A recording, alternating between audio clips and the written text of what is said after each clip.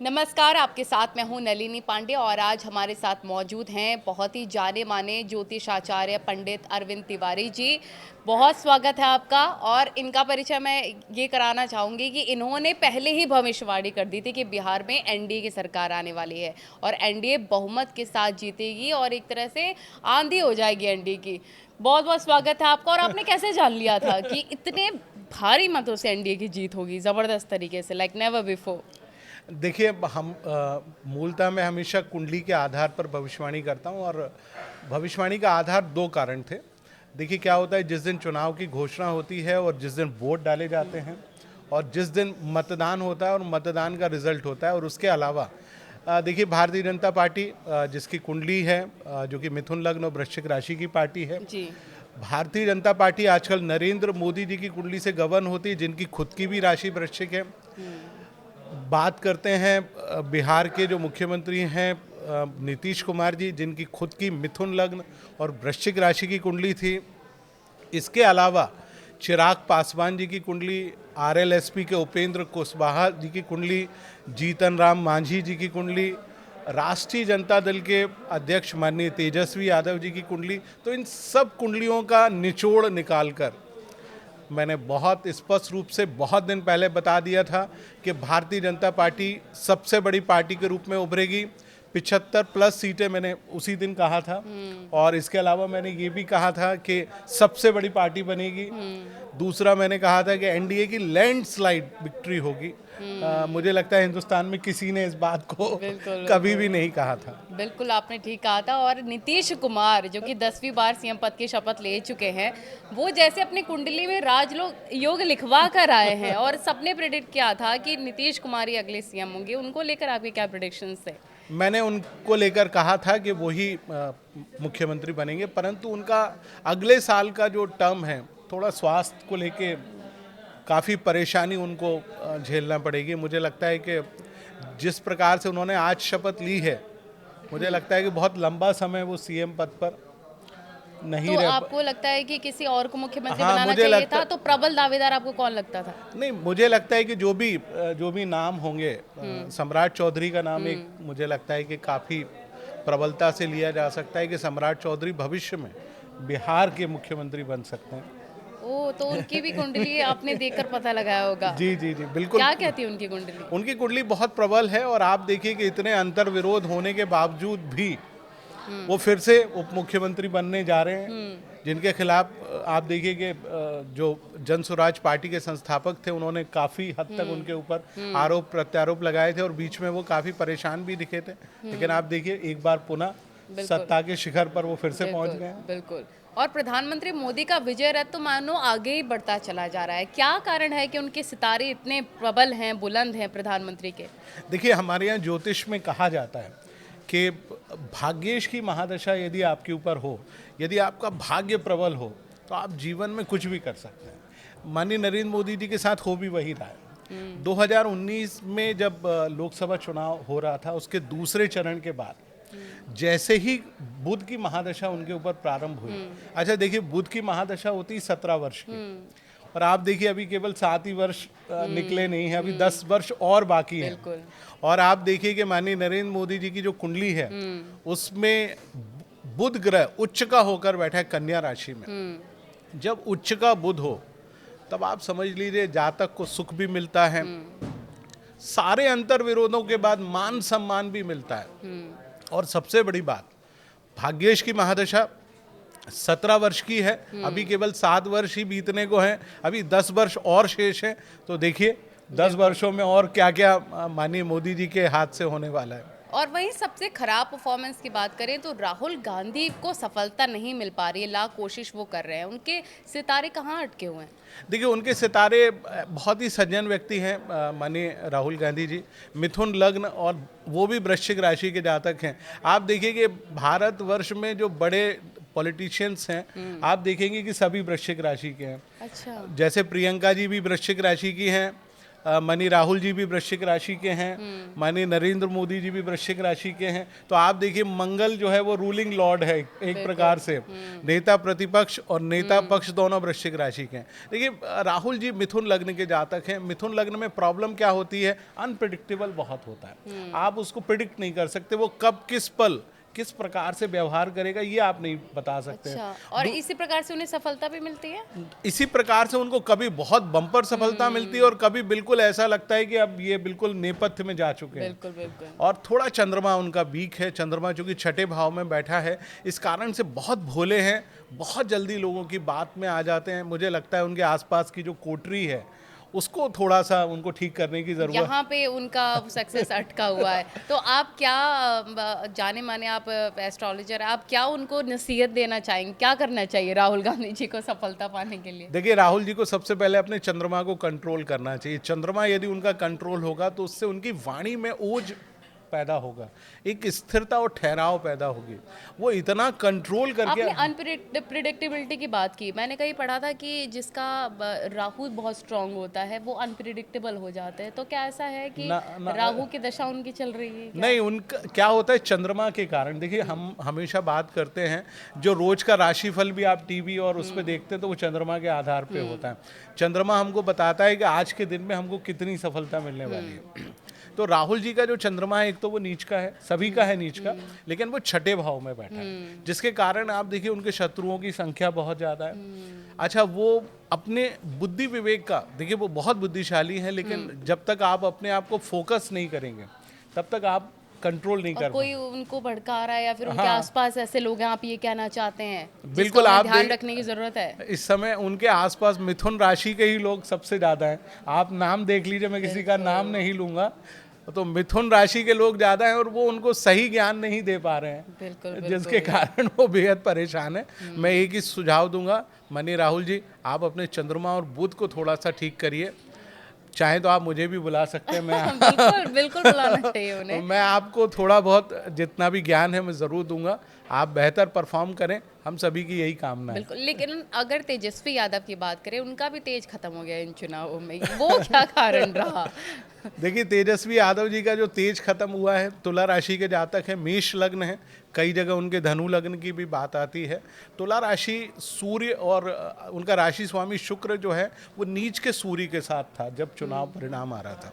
तो आप देखिए कि राशि में नीच का सूर्य बैठना कई मामलों में जातक को यश मान सम्मान नहीं देता। अच्छा, उनके साथ अंतर विरोध बहुत सारे जुड़े हुए हैं। कुंडली में मंगल की भी परेशानी थी, मंगल भी परेशान कर रहा था, जो कि उनकी कुंडली में मास्टर प्लेनेट है। मंगल, सूर्य और आप देखिए शुक्र, तीनों कमजोर थे। इस कारण आरजेडी की भी कुंडली तुला राशि की है, तुला राशि में सूर्य का बैठना, जिसके चलते वो बेहद परेशान हुए और जिसके चलते सबसे कमजोर स्तर तक वो पहुंचे। एमपी के सीएम मोहन यादव की अगर बात करें तो उनकी लोकप्रियता काफ़ी ज़्यादा बढ़ती चली जा रही है, और आने वाले वक्त में और सियासत में उनकी भूमिका को आप कैसे देखते हैं? देखिए मोहन जी की कुंडली जो है वो मीन लग्न और धनु राशि के जातक हैं। वर्तमान में गुरु ग्रह, क्योंकि मास्टर प्लेनेट है, गुरु कर्म और लग्न का स्वामी है, और आप देखिए कि पंचम भाव में उच्च का गुरु जब से जाके बैठा 18 अक्टूबर से, और आप देखिए उन्होंने बिहार में खास तौर से वो यादवी लैंड जिसको कहा जाता है, वहाँ पे उन्होंने जो प्रचार किया, जिसके चलते आप देखिए कि यादव फैक्टर वाली जितनी भी जो सीटें थी उनके चलते आप देखिए वो सारी सीटों को जिता कर लाए अपने प्रभाव के चलते। और मध्य प्रदेश को आप देखिए कि हमेशा लगे ही रहते हैं और कुछ ना कुछ नया करने में उनका जोर हमेशा होता है, कुछ नई चीज वो लेकर आते हैं, क्योंकि ये गुरु का प्रभाव है। और आप देखेंगे उनके इंडेक्स फिंगर में एक बड़ा पुखराज भी वो पहने हुए हैं, आप देखेंगे यही तो कारण होगा। बिल्कुल बिल्कुल बिल्कुल गुरु को उन्होंने मजबूत बनाया हुआ है। और आप देखिए हर हफ्ते में 3 दिन वो महाकाल माने उज्जैन में हमेशा होते हैं, तो बाबा का आशीर्वाद भी प्राप्त। यानी कि सियासत में भी, राजनीति में भी मोहन यादव काफी अच्छा आने वाले वक्त में और ज्यादा करने वाले हैं। बिल्कुल, 2026 का साल काफी बेहतर है। मुझे लगता है कि 2026 में वो न केवल स्वयं के लिए, भारतीय राजनीति के लिए, मध्य प्रदेश की राजनीति के लिए बहुत बड़ा करने वाले। और मुझे लगता है कि आर्थिक क्षेत्र में मध्य प्रदेश उनके नेतृत्व में बहुत आगे बढ़ने वाला है। और राजस्थान के सीएम भजन लाल के अगर सितारों की बात करें, उनके भी सितारे काफ़ी ज़्यादा बुलंद है। आने वाले वक्त में सियासत में उनका आप रोल कैसे देख रहे हैं, आगे और क्या कुछ बेहतर उनके लिए होने वाला है? देखिए, फिर आप देखिए कि जैसे मध्य प्रदेश के मुख्यमंत्री धनु राशि के हैं, ठीक वैसे ही भजन लाल शर्मा जी भी धनु राशि के हैं। तो उनकी भी कुंडली बहुत अच्छी है। हालांकि शनि का ढैया थोड़ा सा तंग करता रहेगा, लेकिन वो पूरे जोश और खरोश के साथ राजस्थान को आगे बढ़ाने में लगे रहेंगे। और मुझे लगता है उनके नेतृत्व में प्रदेश उत्तर उन्नति अवश्य करेगा। ग्रहों की चाल क्या देश पर भी असर डालती है? हमने देखा ऑपरेशन सिंदूर को, आने वाले वक्त में क्या हो सकता है? आतंकवादी गतिविधि बढ़ेगी? राजनाथ सिंह की कुंडली क्या कहती है, कैसा उनका आगे रोल रहने वाला है? तो अगर देश की बात करें तो क्या आने वाले वक्त में आप देख पा रहे हैं? देखिए, भारत देश की कुंडली की हम बात करते हैं तो भारत 15 अगस्त 1947 को आज़ाद हुआ एक देश के रूप में। हालांकि सनातन काल से भारत इस ब्रह्मांड और इस पृथ्वी पर देश के रूप में था, लेकिन चूंकि एक नक्शे के रूप में 15 अगस्त को आया, मध्य रात्रि ठीक 12:30 बजे दिल्ली में एक देश के रूप में प्रकट हुआ। वृषभ लग्न और कर्क राशि का देश है। 2015 तक भारत के ऊपर चंद्रमा की महादशा, 25 तक चंद्रमा की महादशा चली। अब मंगल की महादशा प्रारंभ है। देखिए, मंगल भारतवर्ष की कुंडली में सप्तम और 12वें भाव का स्वामी ग्रह। सप्तम भाव अमूमन माना जाता है कि हमारी जो वैदेशिक नीति है, हमारे जो पड़ोसियों के साथ जो रिलेशनशिप है, उसका हाउस होता है। अच्छा, सप्तम भाव को यदि ज्योतिष के उसमें कहा जाए तो मारक भी कहते हैं। तो भारत के ऊपर एक प्रकार से मार्केश की दशा प्रारंभ हुई है। कब से? 29 मार्च से। आप देखिए, 29 मार्च के बाद से देश में आतंकवादी घटनाएं बढ़ी लगातार। और आप देखिए कि जैसे ही गुरु का ट्रांजिट हुआ, गुरु कर्क राशि में पहुंचा, मिथुन राशि में, तो आप देखिए भारत की राशि से बारबा हुआ, उधर मंगल की महादशा प्रारंभ हुई, ऑपरेशन सिंदूर हो गया। उसके बाद से अब लगातार देख रहे हैं देश में कभी रेल दुर्घटनाएं। अच्छा, मंगल जो है उत्तर और उत्तर पूर्वी क्षेत्र का प्रमुख ग्रह माना जाता है। तो आपने देखा इस बार उत्तराखंड, हिमाचल प्रदेश और भारत का जो उत्तर भूभाग है, वहाँ पर प्राकृतिक आपदाएं जबरदस्त तरीके से आई। भूस्खलन हो रहा है। आप देखिए, लोग तीर्थ यात्री जा रहे हैं, परेशान हो रहे हैं। लगातार आप देख रहे हैं अभी भी वर्तमान में बस दुर्घटनाएं, रेल दुर्घटनाएं लगातार होती चली जा रही हैं। तो इसके पीछे का सबसे बड़ा कारण है मंगल। और देखिए, मंगल की महादशा चलना है 2032 तक।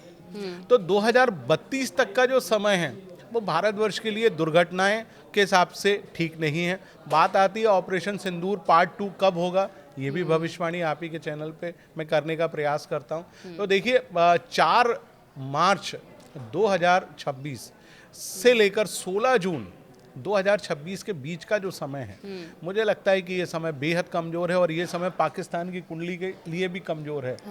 क्योंकि हमको हमेशा पाकिस्तान की कुंडली पे भी ध्यान देना चाहिए कि वाकई में युद्ध होगा कि नहीं होगा। तो आप देखेंगे कि उस समय पाकिस्तान की कुंडली भी काफ़ी कमजोर चल रही होगी। एक बार पुनः हमको लगता है कि ऑपरेशन 2.0 जो सिंदूर कहा जाता है, उसका एक बार फिर से ज़रूर होना चाहिए। बिल्कुल, क्योंकि ये जो दिल्ली ब्लास्ट हुआ उसके बाद लोग यही इसी तरीके की मांगे कर रहे हैं।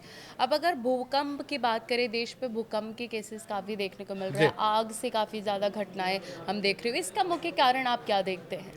देखिए, क्या होता है जब भी भूकंप 3 कारणों से सबसे ज़्यादा आते हैं। सूर्य और चंद्रमा जब आमने सामने होंगे सबसे ज़्यादा भूकंप होंगे। सूर्य और चंद्रमा जब एक साथ होंगे, हम इसको आम तौर पर कह सकते हैं अमावस्या और पूर्णिमा जब भी आती हैं तब सबसे ज़्यादा भूकंप लेकर आती हैं। अब इसमें जो 3 बड़े ग्रह हैं, राहु, केतु और गुरु, और उसके साथ साथ मंगल, चूंकि भूमि का पुत्र कहीं ना कहीं बहुत इम्पैक्ट देता है। तो इस प्रकार से जब ट्रिन बनते हैं, सेमी स्क्वायर्स बनते हैं, तो भूकंप आने की संभावनाएं सबसे ज़्यादा होती। मैंने चूँकि हिंदुस्तान में सबसे ज़्यादा भूकंप की भविष्यवाणियाँ कर रखी है, तो मुझे लगता है कि 2000 अभी कब आने वाला है अभी अगला भूकंप आपको 20 दिन के बाद। क्योंकि बीच में हमने देखा था काफ़ी माइनर अर्थक्वेक्स काफ़ी रफ्तार से दिल्ली में नोट किए जा रहे थे, हर दूसरे दिन भूकंप आ जा रहे थे। तो मैं आपको बताऊं, आने वाले 15 से 20 दिनों के भीतर आपको फिर दिल्ली में भूकंप के झटके देखने को मिले। उससे कोई क्षति तो ना, बहुत ज़्यादा क्षति नहीं, छोटे से भूकंप के झटके होंगे जो 3 से 4 रिक्टर स्केल के आसपास होंगे। लेकिन आप देखेंगे कि अफगानिस्तान और पाकिस्तान जो हमारा नॉर्थ का इलाका है, कश्मीर से लेके आप ऊपर तक जाएंगे तो वहाँ पर ये भूकंप की जो तीव्रता है वो थोड़ी सी ज़्यादा होगी। बिल्कुल। अब लोगों की डिमांड पर एक सवाल मेरे जहन में है, क्योंकि शादी सीजन है जी। और सोने का भाव कि गोल्ड पहने महिलाएं ज़्यादा से ज़्यादा, जेवर बनवाएं, कब ऐसा मुमकिन हो पाएगा? कब गिरेंगे प्राइसेस सोने के? देखिए, सोने के प्राइसेस तो नहीं गिरने वाले हैं। ओह, आप अगले साल सोने को देखेंगे कि 1,80,000 को वो टच करेगा और दिसंबर होते होते वो 2 लाख के आसपास पहुंचेगा।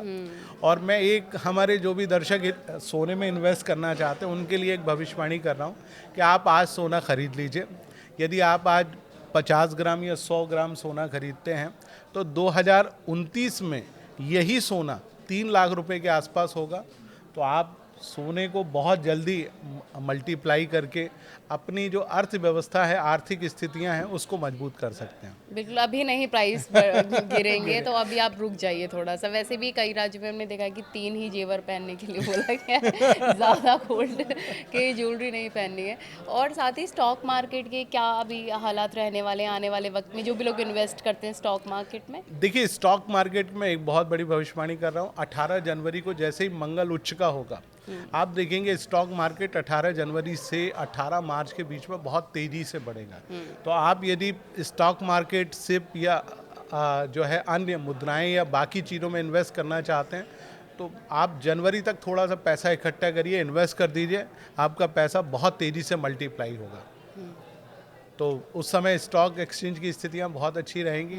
और एक चीज़ और बताए देता हूं हमारे दर्शकों के लिए, 18 जून से 18 दिसंबर तक आप देश की अर्थव्यवस्था को खूब पल्लवित होते हुए देखेंगे, यानी बहुत तेज़ी से आगे बढ़ते हुए देखेंगे। रियल एस्टेट हुआ या आप एक छोटा सा प्लॉट भी 10 बाई 10 का प्लॉट भी आप खरीद लेते हैं तो मुझे लगता है कि वो भी 1.5 साल के अंदर आपकी जो पैसे हैं उसको कई गुना आगे बढ़ा कर देगा। तो थोड़ा रियल एस्टेट के लिए भी रखिए। प्लॉट नहीं खरीद सकते, एक फ्लैट खरीद लीजिए, नहीं खरीद पाते एक छोटी सी दुकान खरीद लीजिए। ज़मीन के क्षेत्र में बहुत तेज़ी से पैसा बढ़ने वाला है। बिल्कुल। अब ये अगला सवाल मेरा उन लोगों के लिए है जो कि जॉब स्विच करना चाहते हैं अभी, क्योंकि 2025 साल ख़त्म होने वाला है। 2026 में क्या संभावनाएं हैं कि लोग अगर जॉब स्विच करेंगे तो उनके लिए बेहतर रहेगा या फिर उन्हें 2026 में रुकना चाहिए? देखिए, मैं आपको बताऊं कि कुछ राशि हैं जिनके जातकों के बारे में बता देता हूं, जिनको स्विच करना चाहते हैं, जिनके लिए बहुत फेवरेबल होगा। राशि नाम अक्षर यदि उस अक्षर से आता है तो आप हाँ। उस हिसाब से एकदम ध्यान से आप सुनिएगा। इन राशि के नाम वाले नाम अगर आपके इससे हैं जो बताने जा रहे हैं पंडित जी, वो ज़रूर स्विच करें अपनी जॉब। तो जी। मैं आपको बताना चाहूँगा, यदि आप वृषभ राशि के जातक हैं बिल्कुल स्विच कर लीजिए, आपको ज़रूर लाभ होगा। कर्क राशि के जातक हैं बिल्कुल कर लीजिए, लाभ होगा। कन्या राशि बड़ी शानदार होने वाली है आपके लिए। तो ये यहाँ से लेकर 1 अगस्त 2026 तक का समय बहुत अच्छा है। आप कई बार स्विच करिए, मल्टीप्लाई गेन करेंगे आप। इसके ज़्यादा स्विच करना भी ठीक नहीं है। बिल्कुल ठीक नहीं है ज़्यादा ठीक है, एक ही साल में बार-बार स्विच करना। और इसके अलावा वृश्चिक राशि और मकर राशि, ये राशि के जातक भी खूब स्विच करें। और कुंभ राशि वाले बिल्कुल ना करें क्योंकि आपका समय बिल्कुल ठीक नहीं है। मीन राशि वाले बिल्कुल बचें, आपके लिए समय ठीक नहीं है। मेष राशि वाले पूरी तरह से बचें, बिल्कुल ठीक नहीं है। और सिंह राशि वाले जात को आपको तो मैं स्पष्ट रूप से मना करूंगा, आप जहां हैं जैसे हैं वहीं पर रहें, एडजस्ट वहीं पर वो ज़्यादा एडजस्ट करके रखें तो वो ज़्यादा बेहतर है। तैश में आके आप रिजाइन ना करें। बिल्कुल। अब अगला सवाल मेरा उन लोगों के लिए जो कि बेबी प्लान करना चाह रहे हैं, 2026 का साल उनके लिए कैसा रहने वाला है? देखिए, बेबी प्लान कर रहे हैं तो बिल्कुल ठीक है, क्योंकि हमारे यहाँ जो भी नई संतान होती है उसमें 4 ग्रहों को देखा जाता है, राहु, केतु, गुरु और शनि। देखिए, गुरु उच्च का है और अगले साल तक उच्च का ही रहेगा। आप बिल्कुल प्लान कर लीजिए। उच्च का गुरु बेबी के मस्तिष्क को के लिए बहुत सुखद रहता है। ऐसे बच्चे पढ़ाई में बहुत होशियार होते हैं और उच्च पद को प्राप्त करते हैं। शनि मीन राशि में बहुत ही सुखद होता है, बिल्कुल आप प्रयास करें। और अगले साल दिसंबर तक राहु कुंभ राशि में रहेंगे और केतु सिंह राशि में रहेंगे। बिल्कुल प्लान करिए, बेबी बहुत स्वस्थ, तेज, बुद्धि का होगा, परंतु जब भी आप प्लान करें तो इस हिसाब से प्लान करिए कि सूर्य भी माने 9 महीने के बाद सूर्य की स्थिति ठीक रहे, सूर्य कम से कम तुला राशि में ना हो, उससे बचिए। बाकी समय वो जन्म ले, उसके लिए बहुत सुखद रहेगा। बिल्कुल। मेरा एक सवाल ये भी है कि कई लोगों को अगर नेम फेम चाहिए तो उनका शुक्र बहुत मजबूत होना चाहिए। तो पतियों का अक्सर मैं देखती हूँ कि चंद्रमा और शुक्र कम ही स्ट्रांग रहता है, क्योंकि वो ऐसे काम करते नहीं है। उनको स्पेशली और बेसिक ऐसे काम क्या करने चाहिए जिससे उनका शुक्र मजबूत हो और उनका नाम और ज़्यादा बढ़े और पैसा वो कमाएं? देखिए, शुक्र मजबूत करने का एक बहुत साधारण सा उपाय बता देता हूँ जो आपके घर में ही मौजूद है।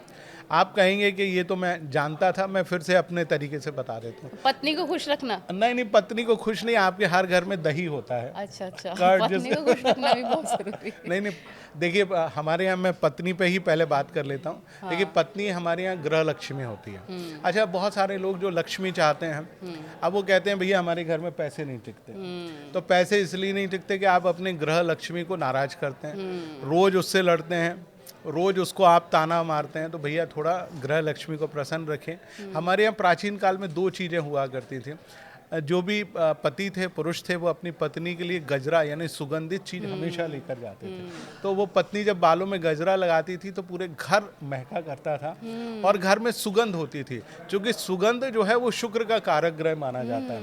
इसलिए आप देखिए आज के दौर में लोग परफ्यूम लगाते हैं, परफ्यूम की जगह इत्र लगाना आप थोड़ा सा शुरू करें तो मुझे लगता है कि जो खास तौर से बिल्कुल पुष्प से बनता है, तो इत्र आप लगाएंगे तो शुक्र निसंदेह मजबूत होगा। एक और तरीका है, दही खाना शुरू कर दीजिए। दही खाएंगे, एक तो आपका पेट और लीवर ठीक होगा और उससे शुक्र भी बड़ा मजबूत होता है। थोड़ा सा दही खाली पेट सुबह, उसमें नमक चीनी कुछ भी डालना बंद कर दीजिए। 1 चम्मच से शुरू करिए, 1 कटोरी तक आइए, आप खाइए, देखिए आपका शुक्र तो कैसे। क्या सिर्फ दही या फिर सफेद डेयरी प्रोडक्ट्स, पनीर, दूध भी खा सकते हैं, या सिर्फ दही खाने से ये शुक्र मजबूत होगा? केवल दही खाने से। अच्छा। हमारे यहाँ प्राचीन काल में आपने देखा होगा कि जब भी लोग पढ़ाई या एग्जामिनेशन देने जाते थे, चीनी और दही जरूर खिलाते थे। थी।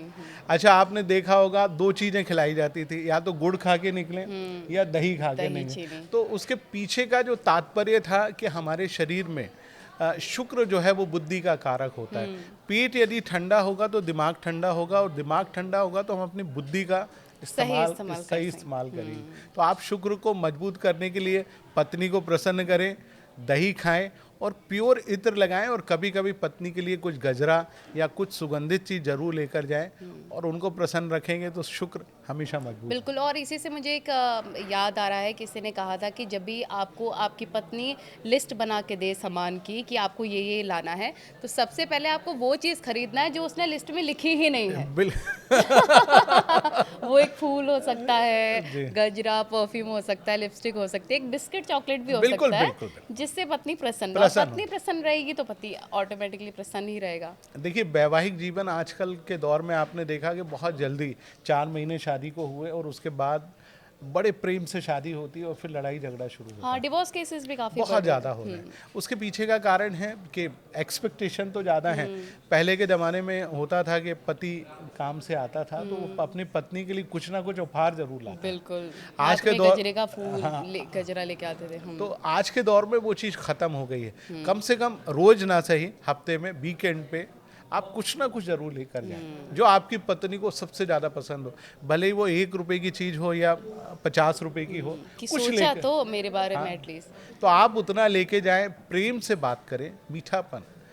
मीठापन हमारी जो जिह्वा होती है उससे अच्छे बोले गए शब्द भी हमारे प्रेम संबंधों को कई गुना बढ़ा देते हैं। और कहते हैं कि अगर आप लक्ष्मी को जितना खर्च करेंगे उतनी लक्ष्मी बढ़ेगी, इसीलिए कंजूस ना रहें। आप लक्ष्मी को मतलब पैसा खर्च करिए, अपने शौक पूरे करिए, आप पैसा बचा कर मत रखिए।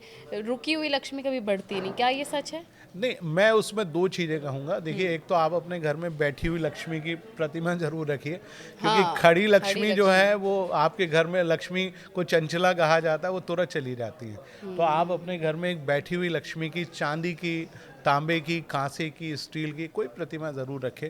फोटो नहीं, प्रतिमा रखिए और रोज उन पे इत्र चढ़ाइए, थोड़ा सा इत्र चढ़ाइए। और आप आपको यदि कुछ भी पैसा मिले, 1 रुपया आप लक्ष्मी जी के चरणों में ज़रूर रखिए, आप उसको खूब खर्च करिए। आप ऐसा करिए कि लक्ष्मी जी आपके घर की पार्टनर हैं, तो आप यदि 100 रुपये कमाते हैं तो 5 रुपये आपको लक्ष्मी जी को निकाल के रखना है। आप करके देखिए, आपके घर में लक्ष्मी इतनी तेजी से बढ़ेगी, कमी कभी नहीं होगी, और जो परेशानी है धन से जुड़ी हुई स्वतः खत्म होगी। हम लोगों ने आजकल क्या हुआ, डायरेक्ट ईश्वर से बात करना बंद कर दिया, बाया मीडिया जाते हैं कि भाई टोटके करने लगते हैं। टोटके नहीं। तो लाल किताब का जो हम जिक्र कर रहे थे, उसमें ऐसे क्या टोटके हैं जो? देखिए, मूलतः लाल किताब में कोई टोटके नहीं है। लाल किताब एक अरबी में लिखी गई पुस्तक है, जिसमें मूलतः ये बताया गया था कि ग्रह को नेक कैसे बनाया जाता है। नेक माने अच्छा, बंद माने यदि वो खराब हैं, बंद होते हैं, उसके बारे में है। लाल किताब में कोई ऐसे टोटके नहीं दिए। आज के दौर में उसका सफ़र माने ऊपर का जो पृष्ठ था वो लाल रंग का था, इसलिए उसको लाल किताब कहा गया। अच्छा, उसके मूल तर्जुमा यानी उसके जो अनुवाद है वो भी उपलब्ध नहीं है मार्केट में, और लोगों ने उसमें इतनी सारी चीज़ें डाल दी हैं, आप ये करेंगे तो फलाना होगा। अब आप सोचिए कि जो उस देश में लिखी गई हो जहाँ नारियल भी पैदा नहीं होता, बिल्कुल, बिल्कुल, और जहाँ बताशे और मखाने भी पैदा नहीं हो रहे हैं, ऐसे टोटके आप बता रहे हो, तो थोड़ा सा दुख होता है। और मैं अपने उन सभी ज्योतिष मित्रों से आग्रह करूँगा कि लाल किताब या इस तरह के जो टोटके हैं, इनसे बहुत ज़्यादा लाभ नहीं होता। ज्योतिष के बिल्कुल सीधे उपाय करें। मैं हमेशा रत्नों पे आता हूँ, क्योंकि मुझे लगता है कि वो एक बिल्कुल एलोपैथी दवाई टाइप में है। आप रतन पहनिए, दिखाइए आप अपने रत्न। बिल्कुल। देखिए, इन्होंने कम से कम मैं चाहूँगी कैमरा पर्सन प्लीज़ आप जूम करें और इनके रत्न दिखाएं। ये है कारण सक्सेसफुल होने का। 14 रत्न इन्होंने पहने हैं। तो आप भी अपनी कुंडली के हिसाब से रत्न ज़रूर बनवाइए और ज़रूर इसे पहनिए। अगर हम घर की बात करते हैं पंडित जी, कुछ ऐसी चीज़ें जो हम कर देते हैं, हमें पता भी नहीं होता है कि नेगेटिविटी फैल रही है इससे। जैसे कभी भी घर में 2 शंख नहीं रखने चाहिए, 2 प्रतिमाएं, मूर्ति, एक ही भगवान की 2 प्रतिमाएं नहीं रखनी चाहिए। क्या इससे भी फ़र्क पड़ता है कि आप बहुत ज़्यादा भगवान की प्रतिमाएं ना रखकर 1-2 ही प्रतिमाएं रखें, या फिर बिस्तर पर बैठकर नहीं खाना चाहिए, टूटे शीशे घर में नहीं रखने चाहिए, कोई नल खराब हो गया है उसे तुरंत ठीक करा लें? क्या ये चीज़ें हम इग्नोर करते हैं अपने घर में जिसकी वजह से नेगेटिविटी आती है? बहुत अच्छा प्रश्न पूछा आज के दौर में। देखिए, जहाँ तक प्रश्न है घर में नेगेटिविटी का, देखिए आपको याद होगा कि हमारे पुराने जो घर बनाए जाते थे उसमें बीच का एक आंगन बनाया जाता था, जिसको ओपन यानी खोला रखा जाता था, जिसको हम आम तौर पर मानते हैं कि हमारा जो नाभि स्थल है, जिसको ब्रह्म स्थान भी कहा जाता है। जैसे आपका पेट यदि खराब हो गया तो पूरे शरीर के सारे अंग कहीं ना कहीं तकलीफ में आ जाते हैं। सेहत खराब हो जाती, पेट खराब हो गया, गैस बन रही है, इरिटेशन हो रहा है, ठीक वैसे ही घर का है। यदि आपने आपके घर का जो मध्य स्थान है, जिसको हम नाभि केंद्र कहते हैं, ब्रह्म स्थान कहते हैं, वही यदि खराब हो गया तो पूरा घर में वास्तु दोष उत्पन्न हो जाएंगे। जैसे आपका सेंटर पॉइंट जो आपका शरीर है, मुख है, वैसे ही घर का प्रवेश द्वार यदि खराब है तो आपके घर में नेगेटिविटी होगी, कोई भी घुस जाएगा। जैसे हम कुंडली के बारे में बात करते हैं अमूमन कि आपकी यदि लग्न कुंडली में लग्न ही खराब है तो पूरी कुंडली खराब है।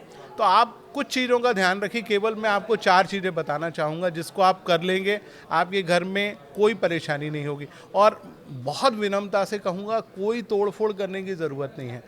अमूमन आपने देखा होगा कि घर में ख़ासतौर से टॉयलेट्स जो होते हैं, क्योंकि आजकल बिल्डर मकान बनाते हैं, फ्लैट बनाते हैं, तो आप देखेंगे कि उसमें कई फ्लैट नॉर्थ ईस्ट का जो इलाका है, जो कि ईशान कुंड हम जिसको कहते हैं, जो पूजा का स्थान होता है, टॉयलेट आपको वहीं मिल जाएंगे। तो आप क्या करें, उस टॉयलेट को केवल बंद कर दें और वहाँ पर केवल एक लाल यानी जो बल्ब होता है, जैसे ईशान कोण में सुबह प्रातःकाल लालिमा लिए सूर्य उगते हैं, वैसा एक बल्ब 24 घंटे के लिए जला दीजिए।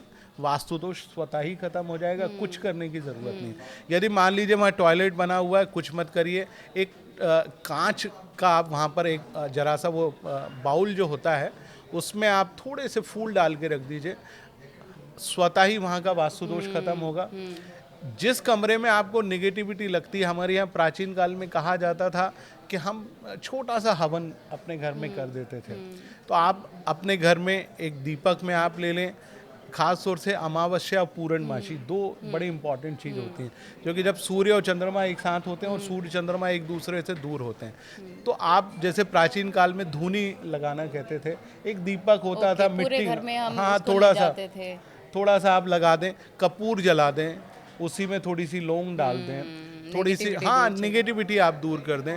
एक बहुत अच्छा तरीका आपने देखा होगा कि जब माँ दुर्गा हम नवरात्रि में बुलाते हैं तो एक कूष्मांड रखते हैं जिसको सफ़ेद पेठा कहते हैं। जब भी आपको लगे कि आपके घर में निगेटिविटी है, आप एक पेठा ले लीजिए, रात की वक्त पूरे घर से घुमा के उसको किसी चौराहे पे रख दीजिए, निगेटिविटी खत्म हो जाएगी। नमक का पोछा भी कई लोग नमक का पोछा लगा लीजिए। और इसके अलावा सबसे अच्छी चीज़, पीली सरसों हर घर में मौजूद होती है, एक मुट्ठी में भरिए, चारों कोनों से घूम लीजिए, घर के बाहर फेंक दीजिए, नेगेटिविटी खत्म हो जाएगी। कुछ डरने की जरूरत नहीं है। अच्छा, वास्तु और इस तरह की चीज एक तरह से टोटका ही है जो आप ना, बता रहे टोटका हैं, नहीं है, मतलब ये कि उतारा है। ये उपाय हैं, उपाय है। बिल्कुल। तो कई महिलाओं का ये भी प्रॉब्लम रहता है, उसके बारे में भी एक उपाय बताएं, कहाँ से सरसों आप ले जाएंगी, सास को कैसे प्रसन्न करें। सारी उनकी जो समस्या है घर से, कि ननद से परेशान है, सास से परेशान है, उनको क्या उपाय करना चाहिए? देखिए, सास को प्रसन्न करना है, मैं बहुत सिंपल सा उपाय बता देता हूँ। आप अपनी सास से थोड़ा मीठा बोलिए और उनको थोड़ा मीठा खिलाइए, खीर खिलाइए। हमारे यहाँ प्राचीन काल में खीर का भोग ईश्वर को लगाया जाता था, तो सास को और ससुर को थोड़ा ईश्वर स्वरूप मानते हुए उनको भी थोड़ा खीर का भोग लगाइए, खीर खिलाएंगे, प्रणाम करेंगे, तो मुझे लगता है एकदम प्रसन्न हो जाएंगे और सास और बहू के बीच में प्रेम और सामंजस्य कई गुना बढ़ेगा। और ननद भी शुक्र का प्रतीक होती है, ननद को भी गिफ्ट्स देते रहे ताकि आपका शुक्र मजबूत रहे। बिल्कुल ठीक कहा आपने। तो इसी प्रकार से जो वैवाहिक जीवन है, पति पत्नी के मधुर संबंध रहें, कलेश ना हो, क्योंकि अमूमन मर्दों की शिकायत होती है कि वो घर जाते हैं, उनकी इतनी शिकायतें उनको सुनने को मिलती है, आज ये हुआ वो हुआ। पत्नी की शिकायतें होती है कि वो पति सुनता नहीं है उनकी बात, वो घर पे सारा दिन काम करती हैं। तो मधुर संबंध कैसे हों? एक हाउस वाइफ है जो घर पे सारा दिन है पति के साथ, क्या उपाय करने चाहिए उन्हें? देखिए, मैं एक चीज़ बताना चाहूँगा भारत के सारे पुरुष और महिलाओं के लिए। देखिए, भारतवर्ष की जो राशि है वो कर्क राशि है। राशि स्वामी क्या है? चंद्रमा। अच्छा, चंद्रमा क्या होता है कि हमारे मन और मस्तिष्क को उतार चढ़ाव से भरा हुआ बनाता है। माने हम एकदम फ्लक्चुएट रहते हैं, जिसको कहा जाता है मूड स्विंग्स होते हैं। यस। तो क्या करना है हमको? केवल चंद्रमा ठीक करना है, पति और पत्नी का। आप चंद्रमा ठीक कर दीजिए, दोनों के बीच में कभी झगड़ा नहीं होगा। मैं छोटा सा उपाय बता देता हूँ। बिल्कुल, दोनों का एक साथ चंद्रमा सही करने का उपाय। दोनों का एक साथ। आपको याद होगा हमारे यहाँ प्राचीन काल में रात को दूध पीने की परंपरा थी जी, हमने वो छोड़ दी है। हाँ, क्योंकि मिलावट भी दूध में होने लगी है काफी ज्यादा। नहीं, आप पैकेट वाला दूध लें, जो मदर डेयरी हो, अमूल हो, जो आपको अच्छा लगे। रात को थोड़ा सा हल्का सा मीठा दूध, दोनों लोग रात को पिए। दूध पीने से हमारा मन ठीक होगा। आप उसमें चाहें तो थोड़ा हल्दी मिला लें, गज केसरी योग बन जाता है। गुरु और चंद्रमा मजबूत हो जाता है, तो आपका गुरु भी ठीक हो गया, चंद्रमा भी ठीक हो गया। ये केवल आपके घर से ही ठीक हो रहा है, कुछ नहीं करना, कोई टोना टोटका नहीं है। इससे आयुर्वेदिक उपाय है। बिल्कुल। और साइंटिफिकली भी बहुत से आपका पेट साफ हो जाएगा सुबह तक, और आपको गैस नहीं बनेगी अगर आप हल्दी उसमें डाल लेते हैं तो। आपको बताऊं कि मैं बाहर विदेश यात्रा पे गया था, तो वहाँ मैंने पूछा ये क्या है? उन्होंने कहा साहब ये लाटे है। मैंने कहा क्या होता है? तो उन्होंने कहा साहब ये हल्दी वाला दूध है। आप देखिए, हमारे यहाँ की चीज भी ट्राई कर रहे हैं नाम बदल के, और आप देखिए कि हमने छोड़ दिया है। हाँ। तो आपको क्या करना चाहिए? रात को सोते समय आप हल्दी वाला दूध, गुरु और चंद्रमा को मजबूत करें। आप देखेंगे पति और पत्नी का स्वास्थ्य ठीक होगा। केवल दूध पिए। सुबह आप चाय और कॉफ़ी की जगह पति और पत्नी दोनों एक एक गिलास दूध पिए। आप देखिए स्वतः मन ठीक होने लगेगा। केवल 45 दिन मेरे बोलने से करके देख लीजिए, एकदम ठीक होंगे, मधुर संबंध हो जाएंगे। आप वो नहीं कर सकते यदि आप डायबिटिक नहीं हैं, 2 मिश्री के दाने आप भी खाइए, पत्नी को भी खिलाइए, एकदम दोनों के बीच में संबंध ठीक होने लगे। ये सब चंद्रमा को ठीक करने के उपाय हैं। आप इनको ठीक करेंगे, एकदम आपको आनंद आने लगेगा। और और भी ढेर सारे उपाय हैं। एक और उपाय रत्न वाला बता देता हूँ। वो भी बताइएगा, और नौकरी में प्रमोशन कैसे मिले उसका भी उपाय जरूर बताइएगा। जरूर, जो जरूर। पति लोग फ्रस्ट्रेटेड रहते हैं, जिस वजह से वो अपना सारा फ्रस्ट्रेशन घर पे उतारते हैं, उनको प्रमोशन कैसे मिल जाए, क्या करें? बिल्कुल, मैं ये आपको महिलाएं भी सुने, वो जो अपने पति को बताएं कि आपको ये उपाय करना है, पंडित अरविंद जी ने बताया है जी। देखिए, प्रमोशन का बहुत सुंदर सा उपाय है। प्रमोशन दिलाने वाला ग्रह जिसको माना जाता है वो भी गुरु ही है, क्योंकि गुरु जब आप में बुद्धि देगा तो आप अपनी बुद्धि से उन विचारों को प्रकट करेंगे ताकि आपका बॉस प्रसन्न हो। आप नए नए प्लॉट, नए नए आइडियाज बताएंगे ऑफिस में जाके, तो फिर आ जाती है वही हल्दी कि आप 100 उसी प्रॉब्लम का एक इलाज, हल्दी। आप देखिए कि हमारे यहाँ जिन महिलाओं का विवाह नहीं होता तो हम लोग क्या करते हैं, हल्दी की 5 गठाने आप पीले कपड़े में सीधे हाथ में बांध दीजिए, 15 दिन तक बांधिए।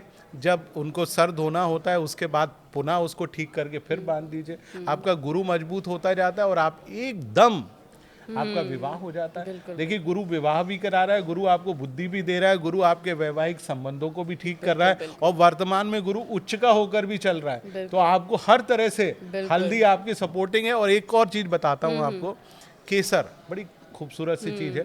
केसर की 2 पत्ती गुरु को ठीक करने का सबसे अच्छा उपाय। आजकल ओरिजिनल केसर मिलना थोड़ा मुश्किल बिल्कुल, यही मैं कहने वाली थी। तो उसका टेस्ट करने का तरीका है, 1 चम्मच में 2 बूंद पानी में 2 पत्ती केसर डाल दीजिए। यदि वो भुट्टे के बाल हैं तो घुलेगा नहीं, और ओरिजिनल है तो घुल जाएगा। और लोग आजकल यूट्यूब पे बता भी रहे हैं कैसे भुट्टे के बाल को केसर बनाना है उसकी रेसिपी भी शेयर कर रहे बिल्कुल, हैं। एग्जैक्टली। तो ओरिजिनल जिसको जाफरान यानी केसर कहा जाता है, आप उसको रात को भिगो के आप रख दे, 2 बूंद में 2 पत्ती केसर घुल जाएगी। उसका तिलक माथे और नाभि पे लगाएं। ये गुरु के पॉइंट्स होते हैं। तो ये क्या होता है, हमारे आज्ञा चक्र को एकदम मजबूत कर देते हैं। आज्ञा चक्र हमारा मजबूत होता है, हम फोकस करने लगते हैं। देखिए, सारा खेल फोकस करने का है कि आप यदि ऑफिस में बैठे हैं, आप अपनी फाइल में फोकस कर रहे हैं, तो किस तरह से आप चीजों को फोकस करके एकदम आगे बढ़ जाएंगे। तो वो फोकस करना, ये नहीं कि हम ऑफिस में बैठे और दिमाग हमारा कहीं और है, इसलिए काम भी खराब हो गया। काम भी खराब होता है। तो केसर का उपयोग कर ले। हमारे यहाँ बिल्कुल साधारण चीज है, आप नहीं भी कर सकते तो एक पीला चंदन बाजार में मिल जाता है, आप उसको मस्तक पे यहाँ लगाना शुरू कर दें। ये सेंटर पॉइंट है हमारी दोनों भवों के बीच में। जैसे महिलाएं प्राचीन काल में आपने देखा होगा सिंदूर लगाया करती थी, अब आजकल बिंदी का वो फैशन चल गया, तो वो ओरिजिनलिटी खत्म हो गई। आप थोड़ा सा यहाँ पे पीला चंदन, यदि आप लाल चंदन लगाएंगे तो थोड़ा एग्रेशन बढ़ेगा। पीला चंदन चूंकि शांति का प्रतीक और आपके शरीर में गुरु ग्रह को वो मजबूत करता है, तो आप उसको लगाएंगे तो एकदम आपको आनंद देता है। बिल्कुल। मेरा एक आखिरी सवाल आपसे है कि क्या बुध, शुक्र और चंद्रमा जिसके भी कमज़ोर हैं, वो क्या कॉमनली उनका रत्न बनाकर पहन सकते हैं, या फिर ये सिर्फ पर्टिकुलर लोग ही अपना कुंडली के हिसाब से ही रत्न पहने? देखिए, जिनकी कुंडली में बुध चंद्रमा यदि खराब है, और एक कौन सा प्लेनेट, शुक्र। देखिए, मुझे लगता है कि आप यदि इन प्लेनेट्स को ठीक कर लेते हैं तो मुझे लगता है कि आपके जीवन में समस्याएं लगभग समाप्त प्राय हो जाती हैं। देखिए, बुध आदमी को लग्जरी देता है, बैलेंस रखता है, कितना ही तनाव भरा समय हो। जैसे उदाहरण के तौर पर आप युद्ध के मैदान में खड़े हुए हैं, या भूकंप आ गया, या आप कहीं लड़ाई झगड़ा हो रहा है, आप बैठे हुए हैं, लेकिन यदि आपकी कुंडली में बुध मजबूत है तो आप शांत रहेंगे। सबसे बढ़िया उदाहरण आप माननीय नरेंद्र मोदी जी को देख लीजिए, उनका बुध मजबूत है, शांत है, कितने सब कुछ अमित शाह भी रणनीतिकार। हाँ, उनका भी आप देखेंगे, उनके हाथ में सीधे हाथ की सबसे छोटी उंगली में वो एक पन्ना पहनते हैं। आप कभी ध्यान से देखिएगा, बुध अपना मजबूत हमेशा रखते हैं, फोकस्ड रहते हैं। आप प्रशांत किशोर को भी देखिए, उनके भी सीधे हाथ के सबसे। और मेरा यही सवाल था जो रह गया था कि प्रशांत किशोर जिसने इतनी ज़्यादा मेहनत करी बिहार चुनाव में, इतना प्रचार प्रसार किया, लोगों ने पसंद भी कर रहे थे, इतने एजुकेटेड, क्या वजह रही है उनकी इतनी लैकिंग की? क्या कहाँ कमज़ोर पड़ गए उनके सितारे? देखिए, प्रशांत किशोर जी ने जिस दिन कुंडली अपनी जन स्वराज पार्टी को बनाया, आज के दौर में लोग जब भी कोई नया काम शुरू करते हैं तो ज्योतिषी से जरूर पूछते हैं कि भैया हम इस तारीख को, जैसे मकान भी बना रहे हैं तो नींव हम कब रखें। तो आज के दौर में पॉलिटिशियंस भी पूछते हैं, लेकिन उन्होंने बिना पूछ के वो पार्टी बनाई। और शनि और राहु ने, बहुत अच्छे व्यक्ति हैं, बहुत बड़े रणनीतिकार हैं, उन्होंने गलत दिन उसको बनाया मुझे लगता है कि वो एक बार मुझसे कुंडली दिखवा ले, मैं ठीक कर दूंगा। अगली बार अब उनको क्या उपाय करना चाहिए मैं बताइए उनको एक ही चीज बताना चाहूंगा, वो वृश्चिक लगन के जातक हैं, एक अच्छा पुखराज पहने। पंचम भाव जो राजनीति के भाव का कारक है। दूसरा, उनको अपने चंद्रमा को थोड़ा मजबूत करने की आवश्यकता है, तो गुरु और चंद्रमा को वो मजबूत करेंगे। प्रशांत किशोर जी निसंदेह देश में बड़े पॉलिटिशियन जरूर बनेंगे। बिल्कुल, बहुत बहुत शुक्रिया आपका सारे सवालों के जवाब देने का, और बहुत ही अचूक उपाय इन्होंने बताए हैं। आप ज़रूर अपनाइएगा अपने जीवन में, जिससे आपकी ज़िंदगी काफ़ी बेहतर हो सकती है। बहुत बहुत शुक्रिया आपका। जी नमस्कार।